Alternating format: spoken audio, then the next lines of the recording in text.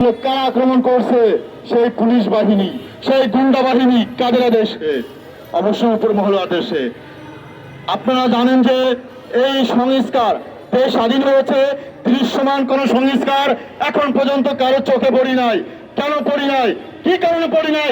জনগণের জানতে চাই। টেকনাফ থেকে তেতুলিয়া সবার মুখে একটাই বাণী যে এই বাংলাদেশ স্বাধীন হয়েছে, কিন্তু এখন পর্যন্ত কোন সংস্কারের ছোঁয়া বা সদৃশ্য কোনো কিছু সবার চোখে আসি নাই। তার একটাই কারণ, সেই কারণ হচ্ছে প্রতিটা সেক্টরে আওয়ামী লীগের আমলারা পোষণ করে রেখেছে, যার মূল কারণ টাকার অর্থ বিলিয়ে দিচ্ছে এবং জনগণের এবং সাংবাদিক মুখ বন্ধ করার চেষ্টা করতেছে। আমি একটা মেসেজ ক্লিয়ার করে দিতে চাই, আমরা সাধারণ ছাত্র জনতা এই 5ই আগস্ট যেভাবে রাজপথে নেমেছি, সকল আমলাদেরও সেইভাবে রাজপথে নামাতে বাধ্য করব। সাধারণ জনগণ ঘরে বসে থাকবে না। এই রক্তের বিনিময়ে 24-এর স্বাধীনতা হয়েছে। তাই আপনারা ভুলে যাবেন না, সচিবালয় থেকে যারা এই কলকাঠি নামেছেন, যারা ব্ল্যাক মানিতে এই বাংলাদেশকে অস্থিতিশীল প্রমাণ করতেছেন, যারা প্রধান উপদেষ্টাকে একটা সরকার বিতর্কিত করতে যাচ্ছেন, কিন্তু আমরা এটা হতে দিব না। না না, আমরা একটি কথা মেসেজ ক্লিয়ার করে দিতে চাই, আমরা প্রধান উপদেষ্টার সঙ্গে আছি, থাকবো ইনশাল্লাহ।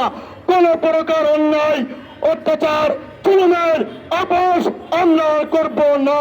না না, আমি বলতে চাই, আপনারা জানেন আওয়ামী লীগের বিভিন্ন সেক্টরে, বিভিন্ন স্থানে, বিভিন্ন জায়গায় আমরা বসে আছে।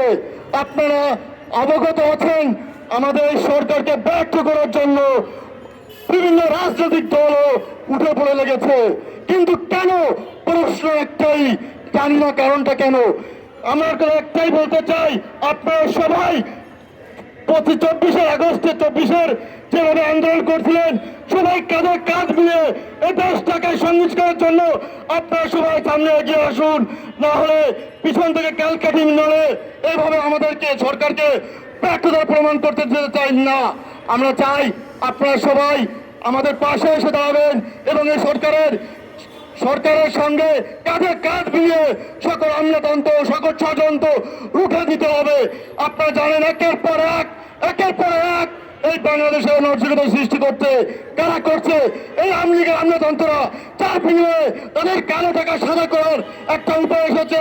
তারা এই টাকাগুলো বিভিন্ন সেক্টরে বিভিন্ন মানুষের মধ্যে লোভ ঢুকিয়ে দিয়ে তারা এই অনৈতিকতা সৃষ্টি করছে। ধন্যবাদ।